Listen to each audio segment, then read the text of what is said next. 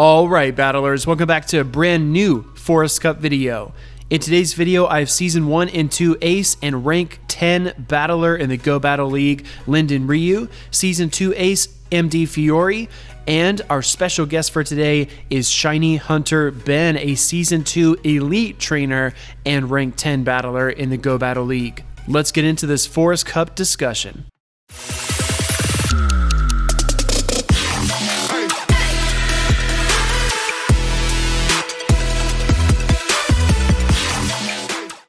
The cup for May is the Forest Cup. The Silph Arena published the guidelines to this cup, being 5 primary typings and then some generational restrictions as well. You have your choice of fire, water, grass, bug, electric as the 5 typings, only Gen 2, 3, 4, and 5 being available. So, gentlemen, I wanted to kind of briefly touch on what we're going to be talking about tonight. The first thing is I'm going to ask you guys if you've spent your Elite Charge TMs yet, and if not, what do you plan to spend it on? Of course, there's one Pokemon in the Forest Cup that I feel like a lot of people are using those Elite Charge TMs on. So if you're one of those people and you've enjoyed it in testing, I'd love to hear. The second thing is, what picks do you think are mandatory for the Forest Cup? What do you think everybody's going to have on their team, and what do you think is going to be just something that's going to define the meta? The third is category domination. There are a few Pokemon in this cup that have no equals in their space, and I just wanted to kind of hear your thoughts on each of those. The next is Forest Cup has a lot of Pokemon that are dual types that have stab on both of their attacks, and to me that just screams a lot of safe swaps. There are a lot of Pokemon that can really offer a lot of coverage here. The next is the mid-month shakeup. So we are going to get a buff to Wild Charge as well as Drill Run. So things are going to change as of May 11th when Season 2 of Go Battle League hits. Then we're going to talk about how deep the forest goes, what spice picks are viable, what spice picks you've used and enjoy. And then we're going to go on to Moveset Roulette and talk about some things that people might not be looking out for. For example, maybe Ferrothorn with Thunder is getting a lot of buzz. So before we get into it, I just wanted to thank you guys all again for being on the show. We do have Linden, Matt, and ShinyHunterBen just joined us. So, gentlemen, if you want to say hello. Hey, everyone. This is Matt Difiore. Hey, guys. This is Linden Ryu. Hey, guys. It's Ben. Awesome, guys. So, I have to ask about the Elite Charge TMs. Have you spent it on something already? And is that Pokemon Blaziken? Whoever wants to kick us off. I'll own up to that first. I did TM away. I did TM for Stone Edge. I have decidedly mixed feelings about that. On one hand, it's good to have a coverage move to be able to hit Mantine for super effective damage. On the other, I didn't realize how many counters it would take to get to it, and so it feels like a very at most one time per match. Gotcha. Ben, I think you've also Stone Edged your Blaziken, so to speak. Yeah. What are your thoughts on that? Yeah, I did. Well, that's the thing. I mean, I did it pretty early on, and I mean, there's lots of good parts to it, and then there's some bad. I really like the threat to get the shield off the Mantine, like Matt had mentioned, but then you just come into a problem with like the Mud Boys. So I've been seeing a lot of people using Brave Bird too, and I think Brave Bird is a great coverage move just so you can hit those Mud Boys, and you can still hit the Mantine pretty hard too. So I don't know. There's goods and bads to it, and that's pretty much the game we play, right? So. Absolutely. I know some people are thinking about giving their Mewtwo Shadow Ball, so you could have a Side Strike and Shadow Ball Mewtwo. Ben, you're also experienced with this as well. You did use Mewtwo in a lot of your Master League matches. Not to get too far off topic, but trainers who are listening to this that maybe don't participate in the Silph Arena, do you think using that Elite Charge TM to give your Mewtwo Shadow Ball is worth it? Yeah, there's goods and bads. I mean, I've played a lot of Masters recently, and I've already kind of gotten nuked by a Shadow Ball Mewtwo from another Mewtwo, so it's kind of threatening from that side of things. But me, personally, I prefer the Focus Blast just to hit late game on the Dialga and the Melmetal, but you know, you can always hit the Shadow Ball for neutral damage too, and then hit a Side Strike to take care of most of those. So it's just how you want to play it, and you know, there is a little bit more unpredictability with Mewtwo now with the Elite Charge TM. Gotcha. Linden, do you have any thoughts you wanted to offer on the Elite Charge TM and Stone Edge Blaziken? Yeah, I guess the main thing I would say is I haven't done it yet on mine, and primarily just because I'm being conservative on what Pokemon I end up using it on. I know I'm going to get another one on Monday when Go Battle League Season 2 rolls around, but right now my Blaziken, I just don't feel confident enough in its IVs to spend such a rare item on it. So I'm really going to wait around for a little bit and wait before I decide to do that, since you just can't undo it. And it also seems like, with Season 2 of Go Battle League being a little longer, you never know what the next cup's going to be and the cup after that. And really, I think Season 2 lasts all the way through the end of June. So only a couple more chances at getting an Elite TM. So going to hold off for a little bit. Yeah, I'm in the same boat. I'm definitely holding on to it, waiting. I think Stone Edge Blaziken is definitely hard to deal with, and just the introduction of that makes the Forest Cup meta a lot more difficult. If you notice, before the Elite TM was introduced, Blaziken was easily in the top 10, but as soon as that came out and they started to run the sims with Stone Edge, it shot up to number 1. So it's definitely a very comparable Pokemon in the Forest Cup. And speaking of the top meta picks in the Forest Cup, what do you guys feel are some kind of requirements? I know in the Voyager Cup, it seemed like everybody had Azumarill on their team. There were a lot of Registeel, Altaria. You go back to even as far as Ferocious, everyone had a core, maybe 3 or 4 Pokemon. Do you get that same feeling with Forest Cup, or is there more flexibility here? So I think that overall for me, I think this cup definitely has the 3 core of Mantine, Blaziken, and Ferrothorn. You definitely should have a good reasoning to not include them on your team, just because of how dominant that each of them are in their respective roles. But I don't think that any of them are necessary just yet. I haven't seen any big cups really kind of completed, and I haven't analyzed any teams, but I think that if you can have a reasoning for why you don't, then it makes sense. But to just leave them off just to do it, to me, doesn't seem like the right choice off the bat. So for me, it's more, there are 2 types that each team should have for swap purposes. One is a Steel type to deal with Kingdra, whether that be Ferrothorn or later on Magnezone. The Magnezone is maybe a little too soft, the one you would like for Kingdra, and the other is a ground type to deal with Volt Switch users who become quite deadly when they have a 1 or 2 Volt Switch advantage. No, I agree. I mean, I think with Linden, what he was saying, the Ferrothorn, the Mantine, and the Blaziken are 3 that you really do need to have here. They're just... It's a little bit rock, paper, scissors-y, but overall, I mean, those 3 are just pretty dominant in terms of just being a safe switch with Blaziken. Like, you can pretty much hit, no matter what you have, if you have like Blast Burn or Brave Bird or even Stone Edge, you have a safe swap there. It's really safe, honestly. You can hit counters super hard, and I just think those 3 are really the meta in terms of what we're looking at for the Forest Cup. Well, if we're talking about the top dominant Pokemon, I think it's also useful to delve into maybe some of the really not as obvious typing categories. There are a lot of dual types in the Forest Cup, and then there are a lot of really strange exclusions. For example, the only dragon allowed in the Forest Cup is Kingdra. What do you guys think about Kingdra so far? It's not meta-defining. It exerts like an odd gravity that introduces a lot of chaos into the cup. That Pokemon alone mandates having a Steel type on your team.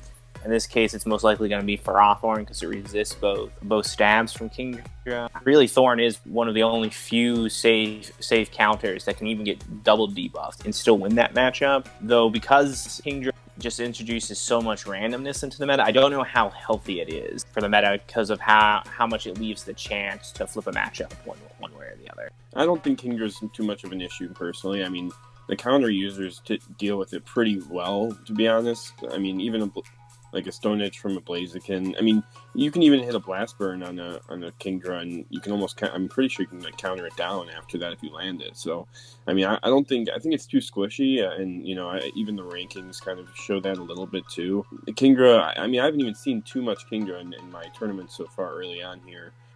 But, I think it's just a little bit too squishy for this cup, and you're going to be seeing too much Ferrothorn. And even, like, with Mantine can kind of counter it a little bit. I mean, you get a guaranteed debuff, and then you hit it with an Ice Beam or, even a couple aerial aces, you can deal with it pretty easily. So I don't really see Kingdra as being too much of a threat. Yeah, I'd really agree with what Ben just said, especially on the points of Mantine and Ferrothorn against it. It can only really handle Blaziken when it has like a strong energy advantage for, again, the point of the Blast Burn.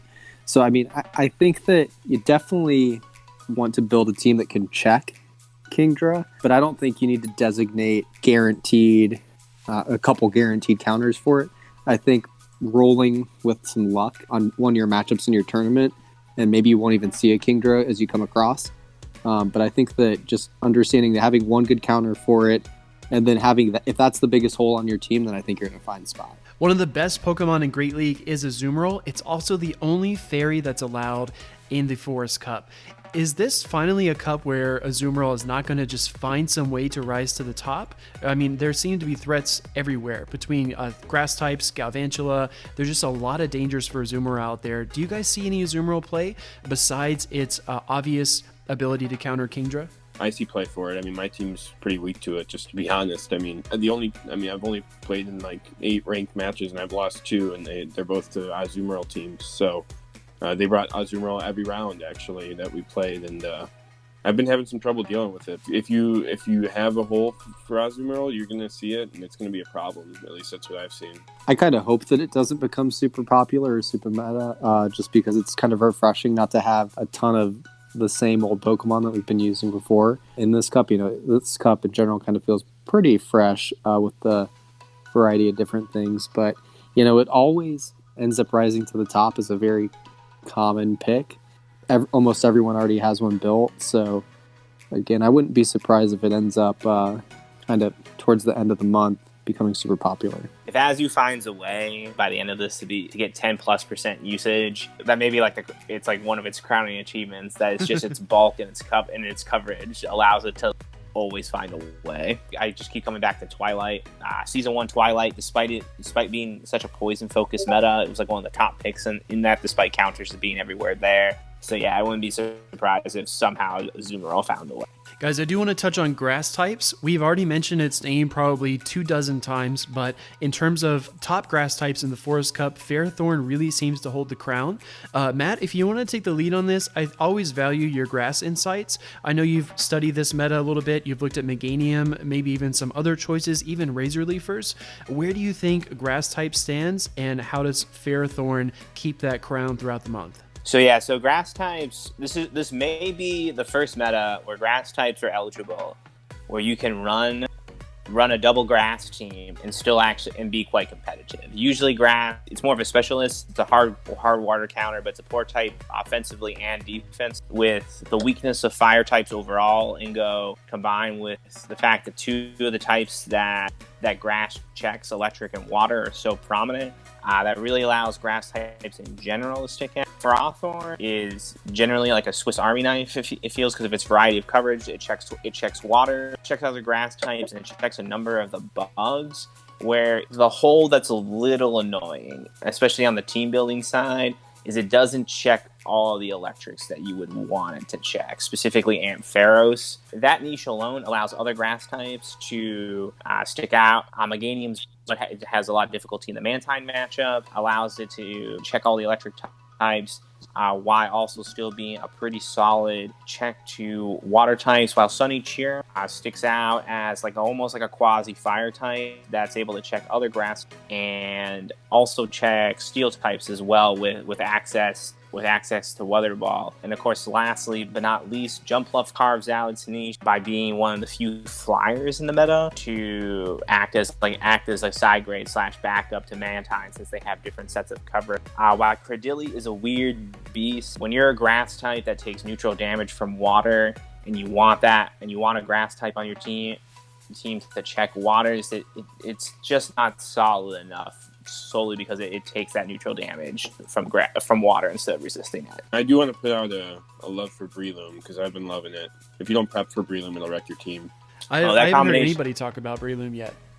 That combination of counter Seed Bomb and Dynamic Punch with its sky high attack stat. I'm running Sludge Bomb. Spicy. Yeah, gotta hit those Jumpluffs. In terms of electric types, we see Ampharos and Galvantula really dominating that space at the moment. They're both Volt Switchers. So I wanted to ask you guys if you thought there were any more electric types that could stand out, and are those electric types Volt Switchers, or are there more options out there? You got the Mudshot user. From a team building perspective, the one Mon, because I've been using my rare candy for Ultra League Mons to try to do better there. And so I haven't built out a Stunfisk yet, but I keep running into team building problems where I keep finding myself going, if I had Stunfisk, because it has nice roll compression. It does get walled by grass types pretty hard, but it has nice roll compression of being able to take Mantine, non-Mudboy waters in general, while also being a fire and steel type check. I'm loving Stunfisk personally. I'm running it on my team, and it's just great to be able to check all the electrics, check all the bugs, and then even the grass types like Ferrothorn, you can still hit it with mud bombs, and those do add up over time. So it can do a little bit of everything, in my opinion, and I think it's really well rounded. As long as you cover the grass types, I have a team that I'm running double fire, so try to kind of keep the grass types in check when I'm running the Stunfisk. Yeah, I'd agree. I think Stunfisk is great just because it is an electric that beats all the other electrics, and I feel like most of the times that's always a great Pokemon to pick when choosing which of a role to fill.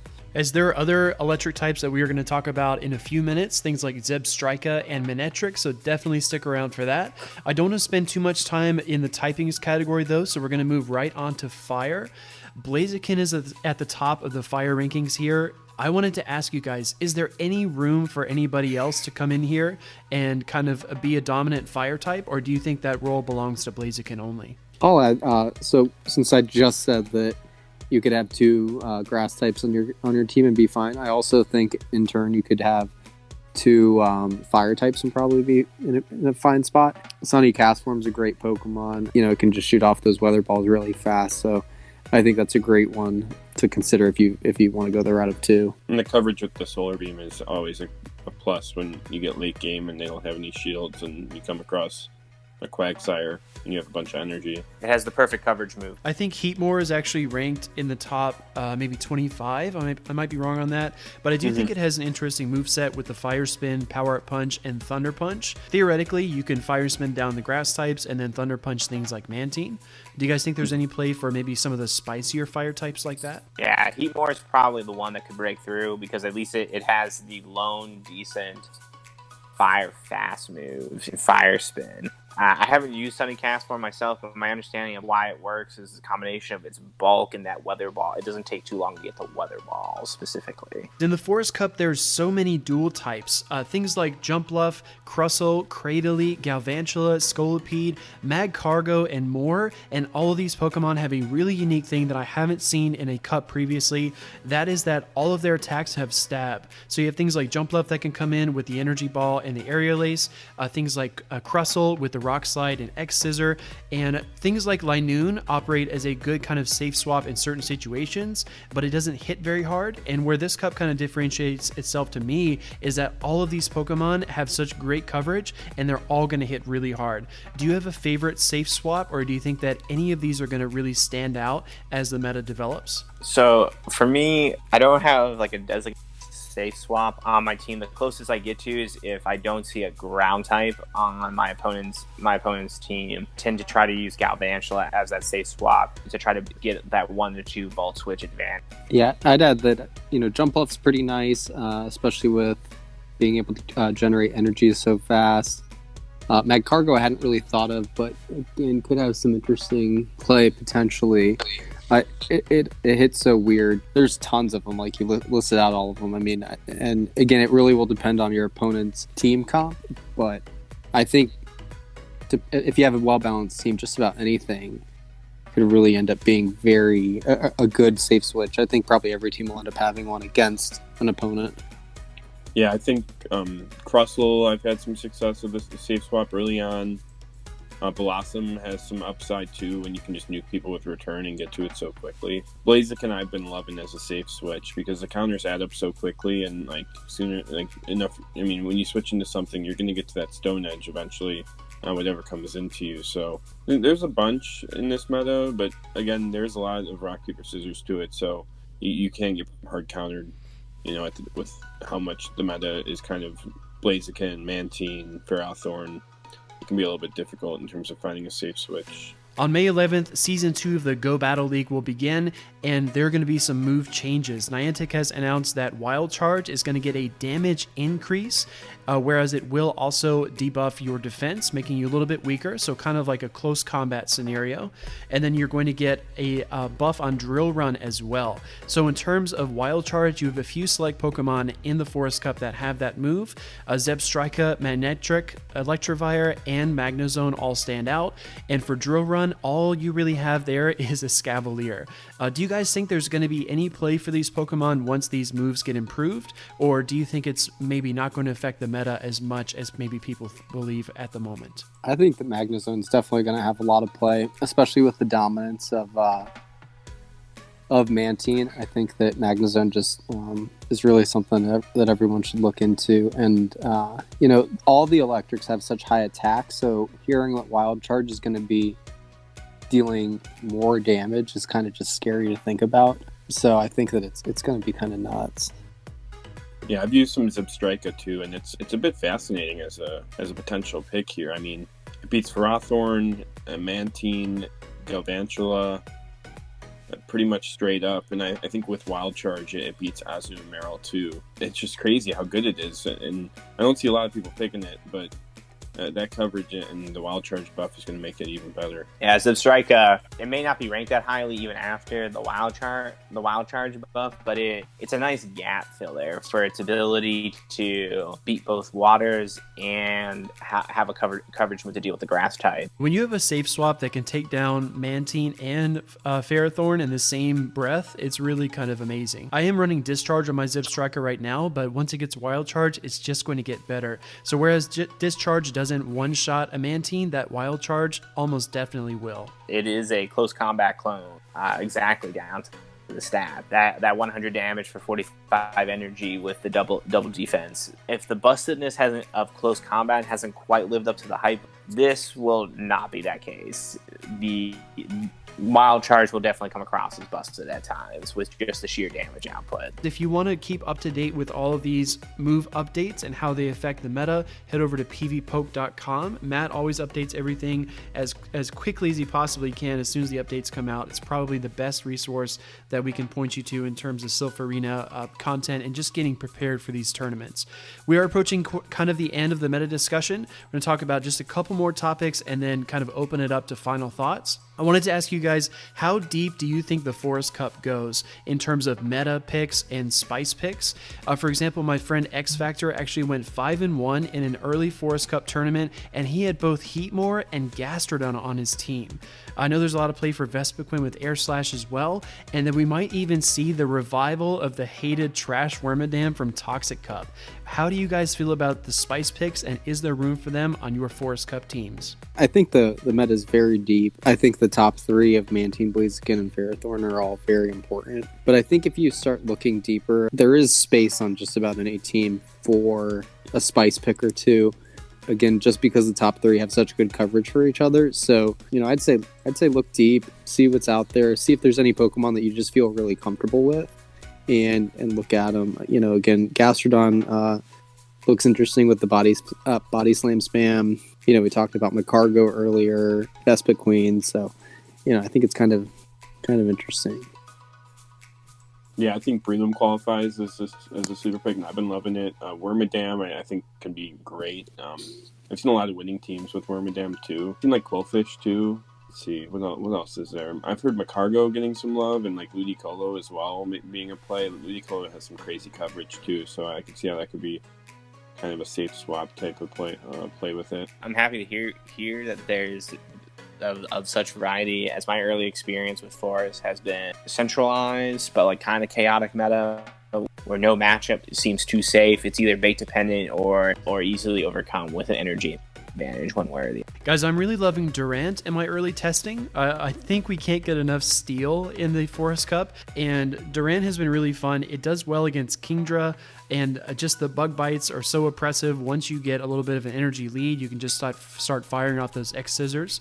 Do you have a favorite spice pick so far? I know we kind of touched on that briefly. Not yet, mainly because I don't think my team has the spice pick. The closest that comes is maybe Sunny Cheerum, but that actually still feels quite meta. Breloom is an amazing pick. I've been loving it. I mean, with Sludge Bomb, you can hit the Blaziken back. It beats pretty much most of the grass types too, which is awesome.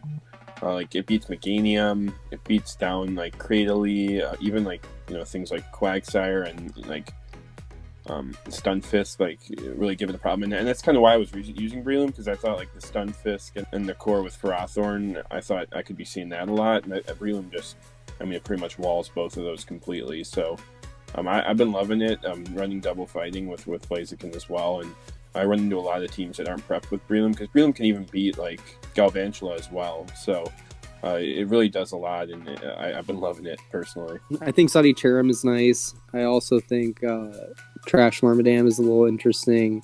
I'd expect it to do way worse against Blaziken than it does, just because of the counter and attack of Blaziken. But it's very interesting how it does. And one thing I've been wanting to look at is Ludicolo a little bit, but haven't had a chance to really play around with that yet. Going beyond Spice Picks, I think there's some room for some interesting movesets in the Forest Cup as well. For example, some trainers are running, instead of Flash Cannon on Ferrothorn, they're running Thunder. I've also seen some people running Ice Beam over Aerial Ace on Mantine.